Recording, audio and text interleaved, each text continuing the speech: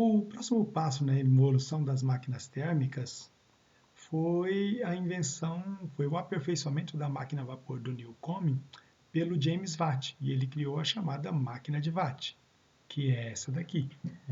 Então, a máquina de Watt, ela resolvia dois problemas das máquinas do Newcomen. Primeiro, ele com o Watt conseguiu aumentar enormemente a potência desenvolvida pela máquina. Algo tipo assim, 10 vezes mais potência do que a máquina anterior tinha. E ele conseguiu reduzir o consumo de combustível da máquina, de funcionamento da máquina, assim, tipo em 70%, 80%. Ou seja, a máquina dele foi realmente uma revolução. Então, né, dando uma analisada aqui na máquina do Watt, vamos dar uma olhada aqui, olha. Continua tendo aqui uma caldeira, né, onde você vai aquecer o vapor, né? E agora, se a gente olhar o caminho que o vapor vai fazer, o caminho do vapor vem, e ele tem agora, olha, ele pode entrar tanto na parte de cima, e abaixando esse pistão, ou ele pode entrar pela parte de baixo, fazendo o pistão subir. E é o que vai acontecer, na verdade, nessa máquina.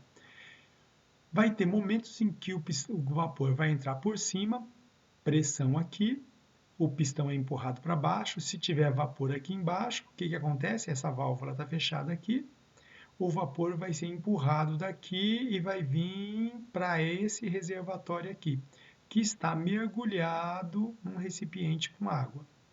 Então, esse vapor aqui que está saindo daqui, vem para cá e dá uma resfriada para cá. E dá uma resfriada aqui. E aí, a hora que terminar de descer aqui, o que, que acontece? Essa válvula aqui, a hora que esse pistão chegar no final aqui, com a pressão do vapor que entrou aqui por cima, que ele chegar aqui no final, essa válvula é fechada e essa daqui é aberta. Aí o vapor vai ser colocado por aqui. Aí na hora que o vapor é colocado por aqui, isso aqui é empurrado para cima e o vapor que estava aqui em cima, ele é desviado também aqui para baixo. Esse vapor que vem para cá e que é resfriado aqui embaixo, na verdade ele vira água, ele é condensado, vira água e ele é bombeado de volta para cá, para o reservatório aqui, para você ter o aproveitamento do vapor. Então, o vapor não ele não some no processo. Então, na verdade, primeiro, você não tem mais que resfriar, né? Já tinha resolvido o problema do Newcomen, já tinha sido resolvido de resfriar e perder energia. Então, o fato dele ter separado, pegado o vapor que está quente aqui, ele joga nesse resfriador e joga de novo de volta na máquina, e esse sistema está sempre muito quente, então você tem um consumo de energia muito menor. A outra coisa é que essas máquinas aqui, desse jeito que está aqui, não precisam de uma pressão muito grande para trabalhar, a pressão de trabalho é pequena. E aí continua tendo um sistema aqui do mesmo de contrabalanço, né, do mesmo sistema que tinha lá. Então você tem um movimento aqui, e esse movimento aqui vai movimentar, vai fazer um movimento de giro aqui, ou pode fazer um movimento de bombeamento. Aí tanto faz. A máquina do Watt foi a máquina que realmente revolucionou. Mais tarde essa máquina vai ser aperfeiçoada e esse movimento de giro aqui vai ser o principal movimento que vai ser utilizado, por exemplo, para fazer funcionar as chamadas máquinas a vapor. Eu aconselho vocês, e eu vou deixar para vocês aqui, e vou passar para vocês, esses slides, vocês terão acesso a ele assim que eu divulgar o vídeo para vocês, vocês também terão os slides. Assistam esse vídeo aqui, né, que está aqui, a invenção da máquina a vapor. É um vídeo não muito longo, é um vídeo relativamente curto, e é interessante para vocês saberem como é que se deu historicamente esse processo. Inclusive, no vídeo é mais detalhado como que ocorre o funcionamento de cada uma das máquinas, tanto da máquina do Newcomen, a máquina do Severi e a máquina do Watt. Vale a pena assistir. Dando sequência aqui à nossa aprendizagem, os trabalhos feitos anteriormente, eles na verdade é resultado um pouco de inventividade, digamos assim, de cada um. Eles eram na verdade grandes inventores, tanto o Watt quanto, mas eles estavam apoiados em algum tipo de ciência também. E essa ciência que estava sendo desenvolvida na época, ou um pouco antes, foi desenvolvida por essas pessoas que estão aqui, né? Os trabalhos do Robert Boyle, do Jacques Charles, do Gay-Lussac, do Lavoisier, do Clapeyron, né? São trabalhos que foram realizados e que influenciaram enormemente o desenvolvimento daquelas máquinas.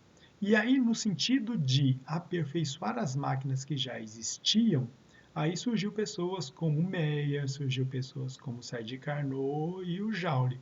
Esses três em particulares aqui, eles vão se dedicar muito ao estudo do calor, do efeito de como o calor se transforma em trabalho, né? E em particular o Sadi Carnot aqui, ele vai detalhar realmente como que deve ser uma máquina térmica de maneira tal que ela possa ser o mais eficiente possível.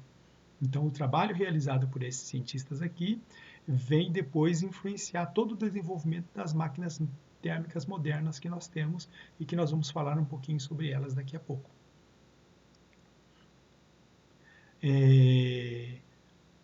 Aqueles cientistas que eu citei ali atrás, no caso esses aqui, né, o trabalho deles culminou basicamente no desenvolvimento de basicamente três leis, digamos assim, que regem o comportamento não só das máquinas térmicas, né, mas que fala a respeito do comportamento do calor, da temperatura no nosso universo de uma forma geral. São três leis: a lei zero da termodinâmica, a primeira lei da termodinâmica, a segunda lei da termodinâmica. Então, são leis que são importantes. Nós não vamos abordá-las aqui, nem vamos passar muito, não vamos ter o tempo necessário para estudá-las, porque elas não estão exatamente no nosso currículo para esse ano, né? Se tivesse um pouquinho mais de tempo, a gente detalhava. Mas são leis importantes, as chamadas leis da termodinâmica. Eu aconselho vocês, assim, se possível, pegar alguma coisa e ler a respeito. Eu vou passar rapidamente, né, sobre elas. Então, nós temos aí a lei zero da termodinâmica. O que diz essa lei zero? Que existe uma tendência de equilíbrio térmico, ou seja, o calor, naturalmente, ele sempre passa do corpo mais quente para o corpo mais frio. É isso que diz a lei zero da termodinâmica. A primeira lei da termodinâmica, que foi descoberta ao longo e por várias pessoas durante o processo, é de que calor é uma forma de energia e, como toda e qualquer forma de energia, ele se conserva. Então, se você pegar o calor que você colocou na máquina e ver o trabalho que foi realizado, você vai ver que existe uma relação entre a quantidade de calor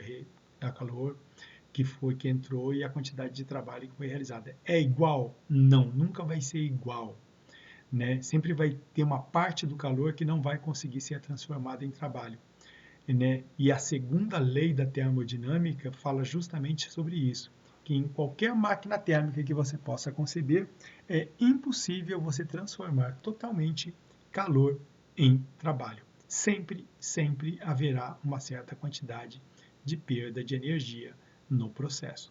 Isso aqui é resultado direto do trabalho do Sadi Carnot, que nós falamos ali atrás, né? Então, isso aqui mais aquilo que nós estudamos estão relacionadas nesses dois resumos aqui que eu peguei emprestado aí da internet, do site do Descomplica. Então tá aqui, ó.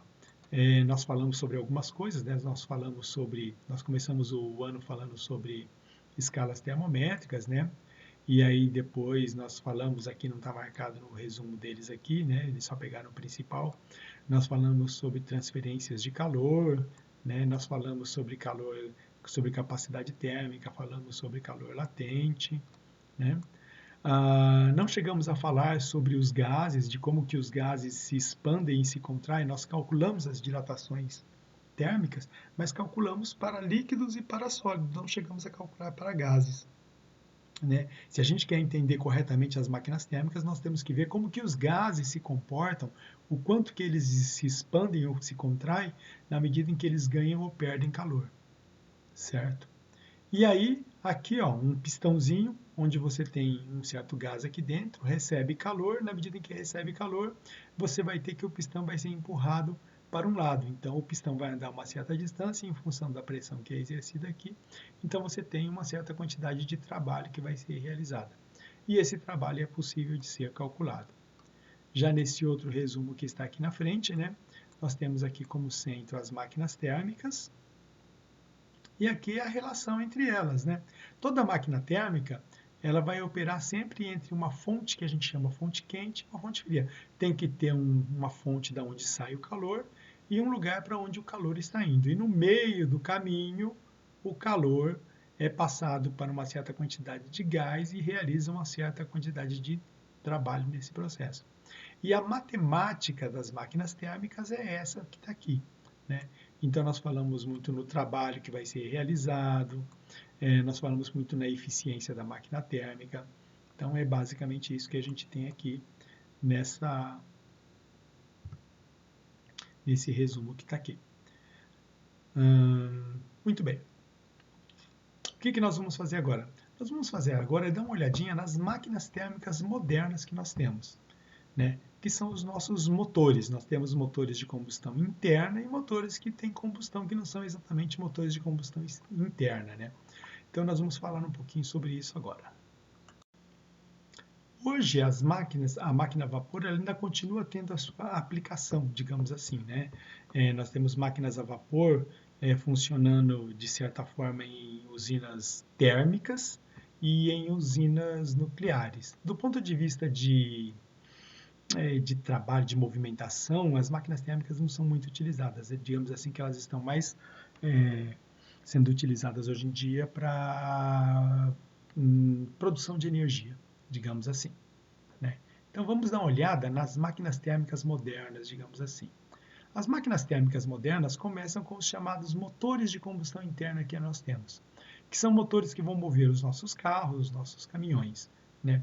E aí essas máquinas, esses motores de combustão interna que pegam o calor e transformam em movimento, eles fazem isso basicamente nós temos aí no mercado, o mercado é basicamente formado por motores que funcionam no chamado ciclo Otto e no chamado ciclo diesel. Mas existe um outro ciclo, um outro tipo de motor chamado motor Wankel, que eu também quero falar com vocês. Só observando aqui, gente, aqui não é Enkel, é Wankel, tem um A aqui. Mas vamos em frente. Vamos pegar primeiro e vamos analisar aqui o motor dos carros de passeio que a gente tem por aí, né? Esses motores que a gente diz que são motores que funcionam no ciclo Otto são os motores atualmente que se utilizam de gasolina, álcool ou gás para se movimentar, gás natural, né? GNV. E qual é o princípio de funcionamento desses motores? É isso que a gente vai dar uma analisada agora, né? Como é que esses motores transformam o calor da queima do combustível em movimento. Então, vamos lá. Então, esse motor que a gente tem hoje, ele foi concebido pela primeira vez por um cara chamado Nikolaus Otto. E o primeiro motor saiu por volta de 1876. Perceba que já faz bastante tempo, né? Então, aqui está um motor já montadinho, direitinho aqui, com todas as peças, todas colocadas no lugar, né? Mas como que é um pouquinho esse motor por dentro? Vamos dar uma analisada nesse motor e como é que ele funciona, basicamente. Então, o motor do nosso automóvel, ele tem um bloco, né, que é uma peça única, que é uma peça que é fundida, etc., e depois trabalhada.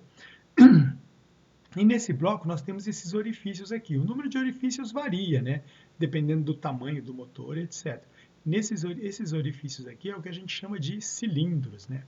E nesses cilindros são colocadas essas peças que estão aqui, ó, essa peça e essa peça, que são os pistões. Os pistões são colocados aqui, ó, dentro do cilindro.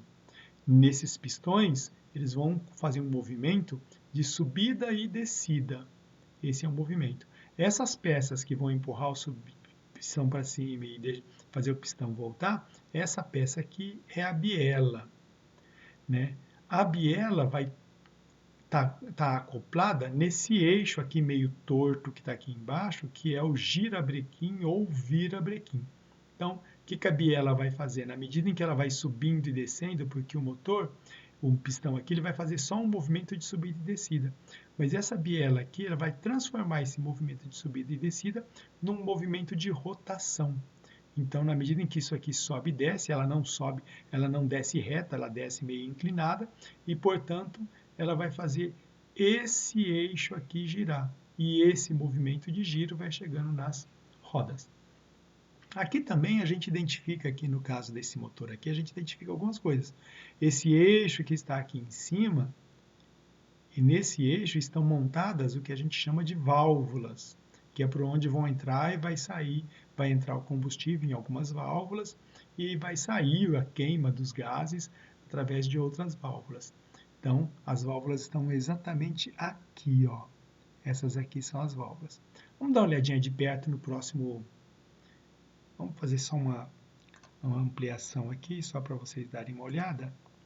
Então, se a gente pegar aqui, ó, então a gente tem aqui, ó, esse é cilindro, esse aqui é o pistão, essa aqui é a biela. Esse espaço aqui, ó, gente, que tem aqui dentro é a chamada câmara de combustão, né?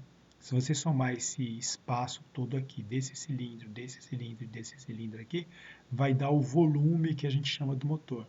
Então, por exemplo, então, sei lá, se essa soma aqui der 1000 centímetros cúbicos, a gente vai dizer que esse é um motor de 1000 cilindradas ou um motor 1.0, digamos assim, né?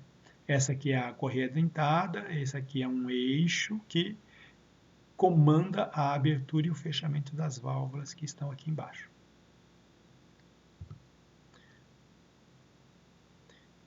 Então, basicamente, o que a gente tem aqui? A gente tem aqui, ó, então, as principais peças de um motor que funciona no ciclo Otto, esse motor de carro normal que a gente tem. Então, a gente tem aqui a biela aqui embaixo nós vamos ter a biela atrelada ao virabrequim ou girabrequim. Esse espaço aqui dentro aqui é a câmara de combustão. O ponto mais alto onde o pistão chega aqui em cima é chamado de ponto morto superior e o ponto mais baixo em que o pistão chega aqui embaixo é chamado de ponto morto inferior.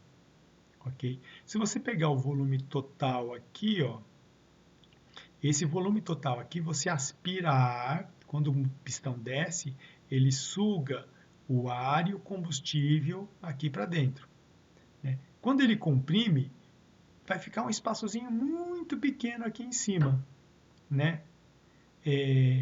Se você pegar o espaçozinho pequeno aqui e comparar com o espaçozinho grande, né, com o espaço total aqui, você vai ver que esse espaço aqui, nos motores de gasolina, álcool, ele é 10, 12 vezes menor do que o espaço total que está aqui. Então, a gente diz que esse motor vai ter uma taxa de compressão de 12:1, por exemplo, né? E qual é o princípio de funcionamento?